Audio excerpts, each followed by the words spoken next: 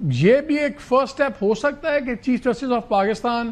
تمام chief justices کا ایک اجلاس کریں، اس کے اندر اس چیز پہ ایک سیر حاصل بحث ہو اور وہ کہ اچھا یار ان چیزوں کو ذرا ریزالو کریں اور آگے بڑھیں، کہ وہ بھی آپ کے خیال میں نتائج نہیں دے گی کوئی ایسی میٹنگ ایک؟ جی مالک صاحب بالکل صحیح آپ کہہ رہے ہیں، بیٹر سینس پریویل کرنی چاہیے اور یہ چیف جسٹس آف پاکستان کو ہی جو ہے یہ اس طرح کا سٹیپ لینا چاہیے، کیونکہ اب یہ جو ابھی لیٹر لکھا تھا وہ جو پہلے جب chief justice of Pakistan appoint ہوئے تھے اس کے بعد جو پریکٹس اینڈ پروسیجر جو کمیٹی تھی اس کے جو اس وقت باقی دو جو ممبرز تھے انہوں نے اب جو لیٹر لکھے وہ بھی بڑا الارمنگ تھا کہ بار بار کہا گیا، اور یہ 26ویں آئینی ترمیم جو کہ مین بیسک جو ہے وہ اس سارے سیناریو میں جو وہ کیسز تھے جن کو بار بار یہ کہا گیا کہ ان کو فکس کیا جائے فل کورٹ میں، اور آج تک وہ ساری پٹیشنیں جو ہیں وہ پینڈنگ پڑی ہیں،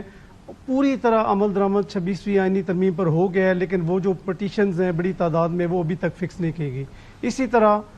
یہ جو رولز آپ کہہ رہے ہیں کہ رولز میں بھی ابھی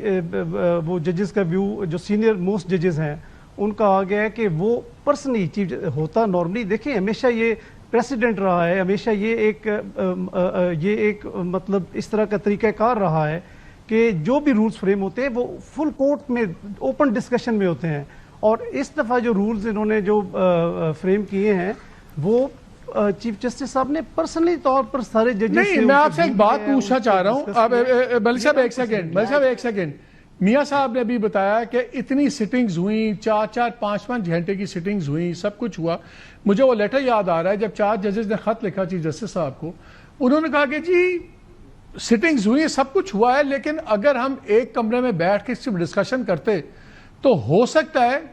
کسی کی یہ سوچ بدل دیتے، کوئی ہماری بدل دیتا۔ جب آپ علیحدہ علیحدہ سائلوز کے اندر چیزیں لیں گے اور بائی سگنیچر کریں گے تو اس کا ایک نتیجہ مختلف نکلتا ہے۔